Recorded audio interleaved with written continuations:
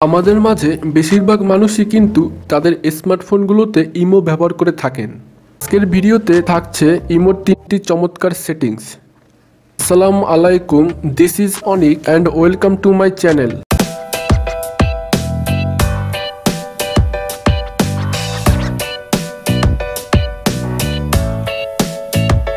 Welcome back. Imo যেহেতু বেশিরভাগ মানুষের পছন্দের তালিকায় আছে, আর এই ইমোতে কিন্তু সেটিংস অভাব নেই, তাই অনেক তো আমরা জানিও না, কিংবা ছোটোখাটো সেটিংস বলে আমরা ইগনোর করে যাই।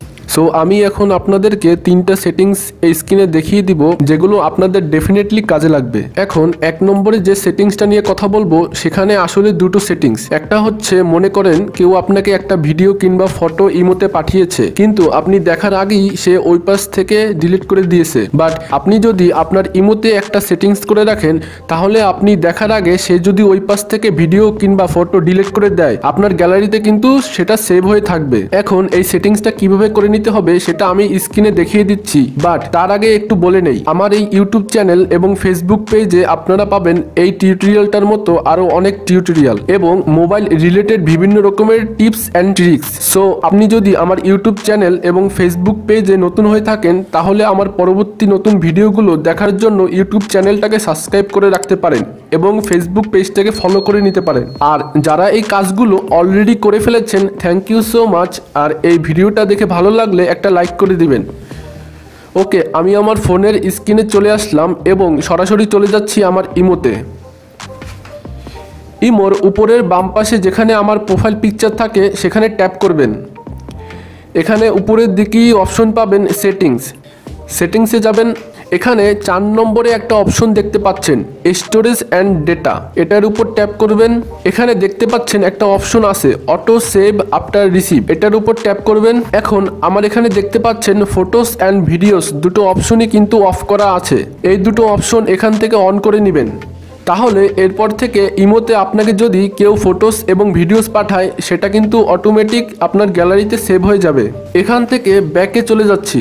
এখানে নিচের দিকে একটা অপশন দেখতে পাচ্ছেন, ফটো আপলোড কোয়ালিটি। এটার উপর ট্যাপ করবেন। বাই ডিফল্ট এটা অটোতে টিক দেওয়া থাকে, আর এজন্যই আমরা যখন কাউকে ইমোতে কোনো ফটোস কিংবা ভিডিওস পাঠাই, তার কোয়ালিটি খারাপ হয়ে যায়। আপনি সিম্পলি যেটা করবেন সেটা হচ্ছে, এখানে নিচের দিকে যে অপশনটা আছে হাই কোয়ালিটি, এটা ট্যাপ করে সিলেক্ট করে নেবেন। তাহলে এরপর থেকে আপনি যখন কাউকে কোনো ফটোস বা ভিডিওস পাঠাবেন, সেটার কোয়ালিটি কিন্তু ভালো থাকবে, সেটা ফাটাফাটা হবে না। এখন 2 নম্বরে যে সেটিংসটার কথা বলবো, সেটা আসলে সিকিউরিটি সেটিংস। আপনারা সবাই জানেন যে কোনো একটা নম্বরের ইমো যদি ফোনে লগইন হয়ে থাকতো, তাহলে কিন্তু পরবর্তীতে যদি সেই ইমো ডিলিট করে কেউ যদি আবার ট্রাই করে সেই নম্বর দিয়ে, তাহলে কিন্তু লগইন কোড ছাড়াই ইমো অটোমেটিকলি অ্যাক্টিভ হয়ে যেত। বাট এখন কিন্তু সেটা সম্ভব না। এটার জন্য যেটা করতে হবে, সরাসরি চলে যাবেন আপনার ইমোতে।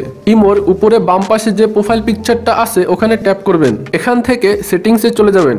এখানে নিচের দিকে একটা অপশন দেখতে পাচ্ছেন, অ্যাকাউন্ট অ্যান্ড সিকিউরিটি। এটার উপর ট্যাপ করবেন। এরপর এখানে ম্যানেজ ডিভাইসেস যে অপশনটা আছে, সেটার উপর ট্যাপ করবেন। আমার এখানে দেখতে পাচ্ছেন আমার ফোনের নাম দেখাচ্ছে রেডমি 9, আর পাশে লেখা আছে কারেন্ট এবং অনলাইন, মানে আমি এই ফোন থেকেই আসলে ইমো চালাচ্ছি। এখন এই ফোনের নামের উপর ট্যাপ করে দিবেন। এখন ইমো থেকে একটা অপশন দেওয়া আছে, এই ফোনটা আমার ট্রাস্টেড ডিভাইস হিসেবে কাজ করবে কিনা, মানে অন্য কোনো ডিভাইসে যদি কেউ চালাকি করে আমার ইমো লগইন করতে যায়, তাহলে কিন্তু আপনি আপনার এই ট্রাস্টেড ডিভাইস থেকে সেটা লগ আউট করে নিতে পারবেন। সো এখানে যে অপশনটা আছে, সেট অ্যাজ ট্রাস্টেড ডিভাইস, এটার উপর ট্যাপ করে দিবেন। এরপর নিচে যে কনফার্ম অপশনটা আছে, সেটার উপর ট্যাপ করে দিবেন। এখন দেখতে পাচ্ছেন আমার এই ডিভাইসটা ট্রাস্টেড ডিভাইস হিসেবে সেট হয়ে গেল।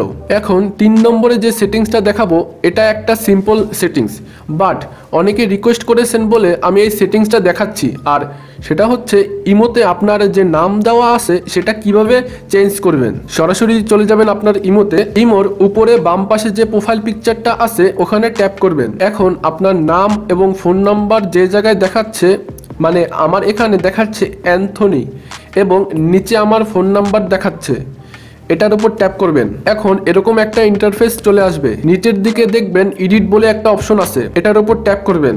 এখন এখানে 2 নম্বরে একটা অপশন দেখতে পাচ্ছেন ইউজার নেম, যেটা ডান পাশে আমার এখন যে নামটা দেওয়া আছে সেটা শো করছে। এই ইউজার নেমের উপর ট্যাপ করবেন এবং এখান থেকে আপনার পছন্দ মতো আপনি ইউজার নেম করে নেবেন। এক্সাম্পল এর জন্য আমি যদি এখন অ্যান্থনি এই নামটা চেঞ্জ করতে চাই, তাহলে এখান থেকে নামটা ফার্স্টে কেটে দিব।